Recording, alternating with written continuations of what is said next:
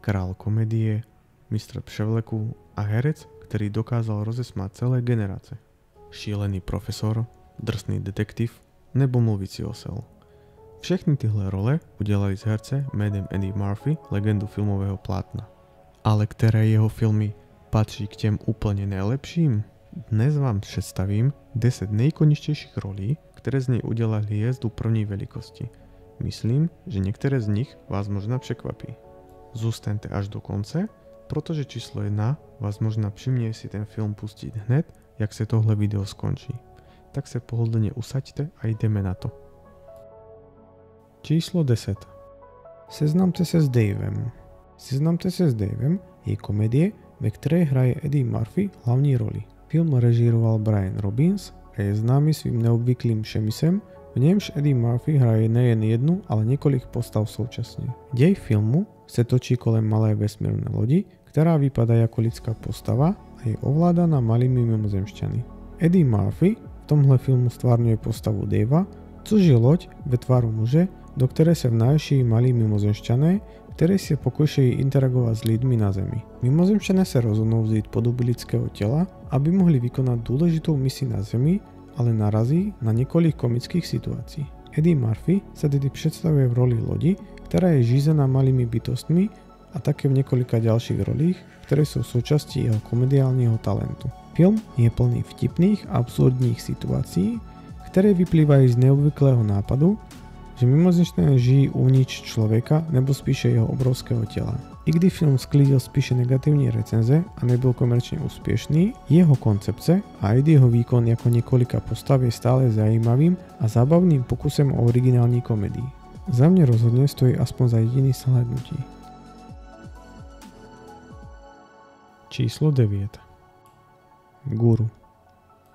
Film Guru je komedie, ve které hraje Eddie Murphy hlavní roli a jeho děj se zaměřuje na postavu, která je úplně jiná, než obvykle hrají komediální hvězdy. Eddie Murphy hraje postavu jménem G, podivného a charismatického muže, který je považován za duchovního vůdce a svatého člověka. Příběh začíná, když Ricky Heyman, agresivní a ambiciózní obchodník v televizi, pracuje na nové reklamní kampani pro televizní síť, ale jeho kariéra a vztahy se začínají hroutit. V tuto chvíli se setkává s G, který se objeví jako neobvyklý, ale přitahující duchovní vůdce s podivnými a moudrými názory na život.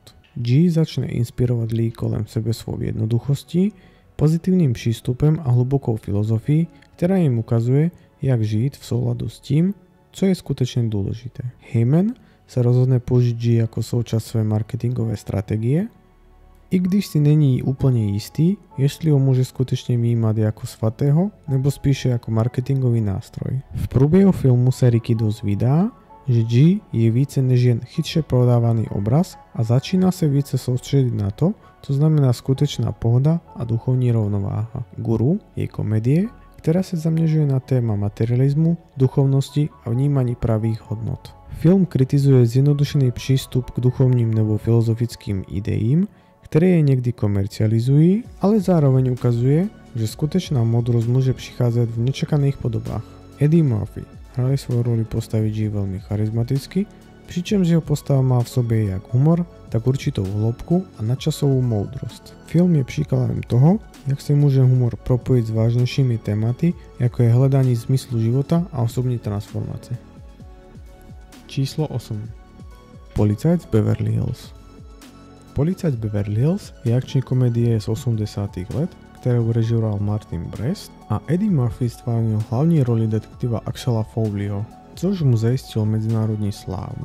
Tento film kombinuje napínavou akci s komediálními prvky, což z něj učinil jeden z nejúspěšnějších filmů 80. let. Příběh se soustředí na Axela Foleyho, drzého a vtipného detektiva z Detroitu, který se po odstranění svého přítele vypraví do Beverly Hills, aby zjistil, kdo za tím stojí. Původně si myslí, že jde o běžný případ, ale brzy zjistí, že se zapletl do složitého a nebezpečného světa a organizovaného zločinu. Axel se vydává do Beverly Hills, kde se snaží vyřešit případ, a to i přes odpor místních policistů, kteří ho vnímají jako nechápajícího cizince s přílišným sebevědomím a netradičními metodami. Film se skvěle vyvažuje mezi napětím, humorem a akcí.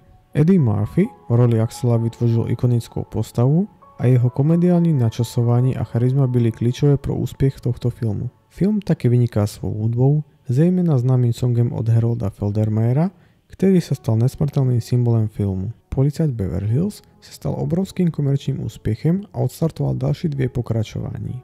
Za mne jeden z lepších filmov, ktoré sa týkajú policajného prostredí.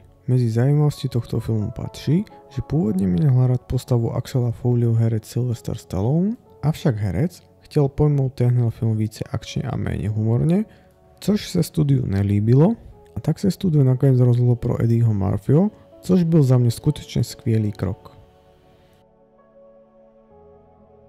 Číslo 7. 48 hodín.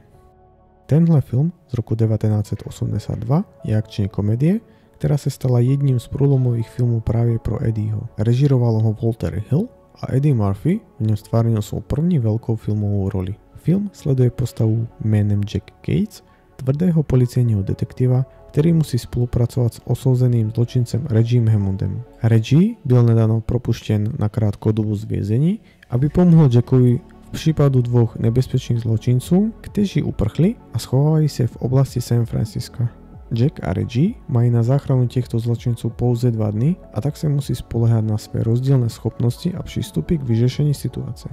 Film využíva klasickú dynamiku ako tvrdý policista a chytrý zločinec, kde Jack je drsný a tvrdohlavý, zatímco Reggie je vtipný, mazaný a má trochu iný pohľad na veci.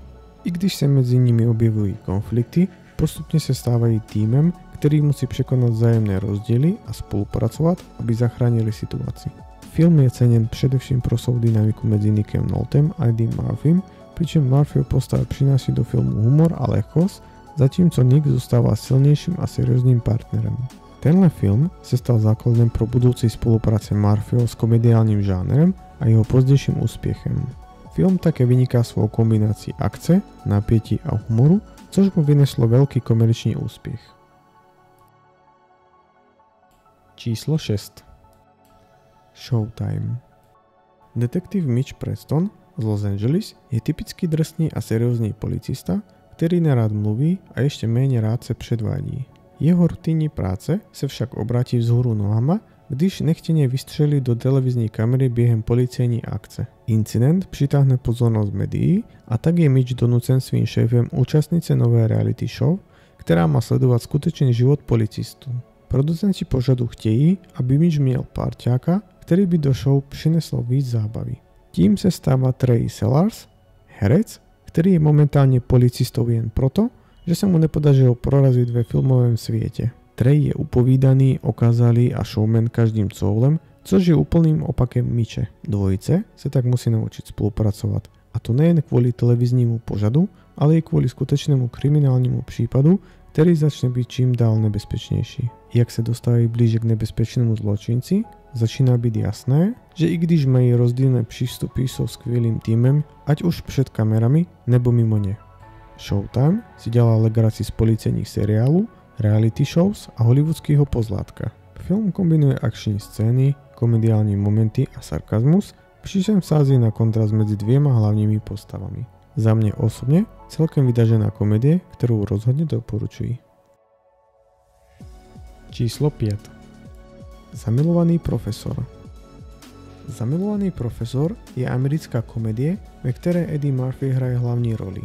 Film režimoval Tom Shadyac a je remakem klasického filmu z roku 1963, ve ktorom pôvodne hral Jerry Lewis. Eddie Murphy ve filmu stvárňuje postavu Shermana Klumpa, nadváhou trpíciho profesora na univerzite, ktorý sa snaží zhubnúť a získať si rešpekt ostatných. Je to veľmi láskavý a inteligentný človek, ale jeho vzhled a zdravotní problémy mu komplikujú život, a to i v osobnej rovine, zejména v jeho vztahu ke kolegyni Karle. Sherman sa rozhodne experimentálne použiť svoj vlastný vynález, a to redukčný sérum, ktorého dočasné promiení v sebavedomého a štíhleho muže Buddyho Lava, což je jeho alter ego.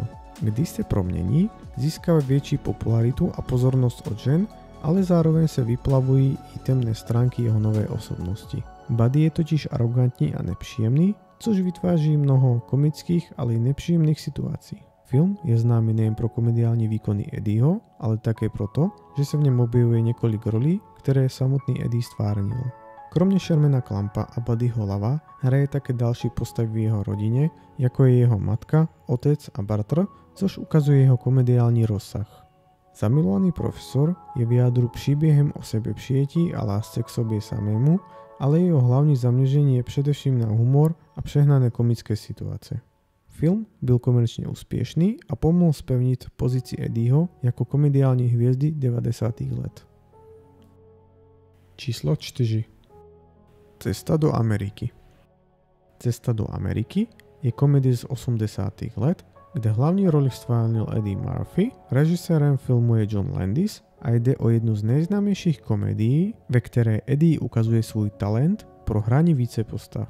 Film sleduje prince Akima, mladého následníka trůnu v africké zemi Zamunda, který se rozhodne vydat na cestu do Spojených států, aby našel ženu, kterou si může vzít z lásky, nikoliv z donucení. Akim je unavený životem, kde je pro ně všechno připraveno a kde si ho nikdo nevšímá jako osobu, ale spíše jen jako prince. Chtěl by najít ženu, která by ho měla ráda proto, kým skutečně je, a ne proto, že je princ. Společně se svým sluhou Semim se vydává do New Yorku, kde se chce setkat s obyčejnými lidmi a najít dívku, která ho bude milovat pro jeho osobnost, ne pro jeho bohatství nebo status. V New Yorku Akim a Semi přijíždějí do chudinské čtvrti, kde se Akim převléká za obyčejného člověka a začíná pracovat v místní restauraci, která se jmenuje McDoubles. Akim se zamiluje do Lisy, dcery majitele restaurace, ale její otec má plány, aby ji provdal za bohatého muže, což stíží Akimovu cestu k lásce. Ve filmu Akim čelí různým komickým situacím, jak se snaží přizpůsobit životu v New Yorku a zároveň se snaží udržet svou pravou identitu v tajnosti. Film také zobrazuje kontrasty mezi africkou aristokracií a americkým prostředím. Cesta do Ameriky je komedie, která se zaměřuje na kulturní rozdíly, hledání lásky a zábavným způsobem ukazuje, jak může být někdy těžké najít rovnováhu mezi povinnostmi, které vyplývají z tradičních hodnot, a osobními touhami. Je to vtipný a srdcerivný příběh o tom, jak být verný svým hodnotám a zároveň si užívat svobodu, kterou člověk má. Film měl velký komerční úspěch a stal se jednou z ikonických komedií 80. let. Eddie Murphy za svou roli obdržel mnoho chvály a film se stal oblíbeným pro svou vtipnost, herecké výkony a zábavnou zápletku. Číslo 3. Norbit. Norbit je americká komedie, kterou režíroval Brian Robbins a ve které Eddie Murphy hraje opět hlavní roli několika postav. Film vypráví příběh Norbita Albertsona, nesmělého a v podstatě nešťastného muže, který byl jako dítě vychován v sirotčinci a nakonec se oženil s velmi obézní a dominantní ženou Raspuší, kterou opět hraje samotný Eddie. Norbit, kterého v dětství adoptovali majitelé sirotčince, má velmi těžký život. S Raspuší žije v jejím stínu, což ji neustále využívá k tomu, aby ho manipulovala a kontrolovala. Jeho život se však změní, když potká svou dávnou lásku Kate, která se vrací do města a začne Norbitovi ukazovat, co by mohl mít, kdyby se zbavil své toxické manželky. Film se zaměřuje na kontrast mezi Norbitovými obavami a Raspuší, což je přehnaná agresivní postava, která se stává hlavní překážkou jeho štěstí. Norbit se tedy rozhodne postavit své ženě, aby mohl žít svůj život a být s Kate. Norbit je typická komedie, která využívá humor z tělesných vtipů, přehnaných situací a vizuálních gagů, a Eddie Murphy se ve filmu ukáže v více rolích, což je jeho charakteristickým stylem. Film je často vnímaný jako kontroverzní díky některým vtipům, které jsou považovány za nevhodné, ale i tak se stal komerčně úspěšným. Číslo 2. Doktor Dolittle. Doktor John Dolittle je vysoce úspěšný lékař, který však jednoho dne zažije neobvyklý zvrat v jeho životě. Po nehodě, při které je zraněn, zjistí, že má schopnost rozumět zvířatům. Zpočátku si není jistý, co si o své nové schopnosti má myslet, ale brzy zjistí, že všechny zvířata kolem něj, ať už domácí nebo divoká, mají mnoho co říct a dokonce ho žádají o pomoc. Doktor se zpočátku pokouší ignorovat své nové schopnosti, protože se obává, že by ho okolí považovalo za podivína. Ale jak jeho dovednosti rostou, začne se stále více angažovat v řešení problémů zvířat, které si k němu přicházejí pro radu. Nejprve to jsou zdánlivě neškodné problémy, jako je třeba pomoc pro nemocného psa nebo roztržky mezi domácími zvířaty. Ale jak se jeho schopnosti vyvíjejí, Doolittle začíná být vyhledávan nejen domácími mazličky, ale taky divokými zvířaty, které mají vážnější problémy od těžce nemocných až po zvířata, která se ocitla v nebezpečí kvůli zásahům lidí. Film ukazuje, jak doktor s pomocí svých nových schopností začíná chápat zvířata a snaží se je léčit. Je to nejen o fyzickém uzdravování, ale i o pochopení jejich emocionálních a psychických potřeb. Doktorův vztah se zvířaty mu pomáhá uzdravit i jeho vlastní život, protože se začíná měnit nejen on, ale i vztahy v jeho okolí. Problém nastává, když doktor zjistí, že na zvířatech zkouší nový experiment známý veterinář, což mu přinese problémy s úřady. Navíc je těžší najít rovnováhu mezi jeho rodinným životem, kde ho začíná podporovat i jeho dcera, a jeho novým povoláním jako zvířecí terapeut. S pomocí své rodiny a nových přátel mezi zvířaty se rozhodne postavit těmto neetickým praktikám a bojovat za práva zvířat. Na konci filmu doktor nejenže pomáhá zvířatům, ale taky obnoví vztahy s těmi, které měl rád, a to včetně jeho ženy a dětí. Zjišťuje, že komunikace a empatie jsou klíčem k porozumění nejen zvířatům, ale i lidem. Číslo 1. 1000 slov. Film 1000 slov z roku 2012 je spojení komedie a dramy, ve které hraje Eddie Murphy hlavní roli a režisérem je Brian Robbins. Hlavní postavou je Jack McCall, vysoce sebevědomý a i trochu cynický agent, který je zvyklý na rychlé řešení problémů a mluví často bez rozmyslu. Jack je uznáván za svou schopnost komunikovat a manipulovat s lidmi. Nicméně, jeho život se obrátí vzhůru nohama, když se setká s duchovní guru jménem Dr. Sinja, který mu dává zvláštní varování.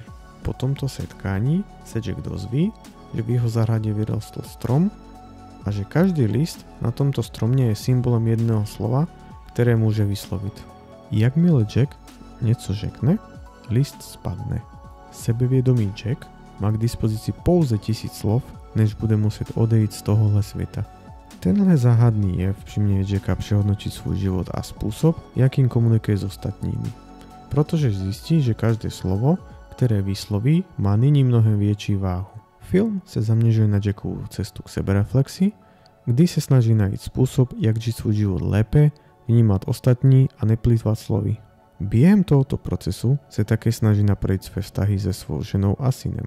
Zároveň si uvědomuje, že někdy je lepší naslouchat a být přítomen, než mluvit. 1000 slov je film, který kombinuje humor s hlubokým poselstvím o tom, jak důležitá je komunikace a vztahy v našich životech. Eddie Murphy v roli Jacka McCalla přináší tradiční komediální momenty, ale také ukazuje svou schopnost hrát vážnější a emocionálnější roli. Film má emocionální momenty, ale zároveň si zachovává i lehkost a humor. I když film byl komerčně méně úspěšný a kritiky byly smíšené, jeho poselství o hodnotě slov a toho, jak bychom měli přemýšlet do našich interakcí s ostatními, zůstává silné. A to by bylo pro dnešní video o 10 nejlepších filmech Eddieho Murphyho vše. Jaký z těchto snímků je váš nejoblíbenější? Můžete mi to napsat do komentáře. Pokud se vám video líbilo, nezapomeňte dát like a přihlásit se k odběru pro další filmové tipy. Děkuji za sledování a uvidíme se u příštího videa.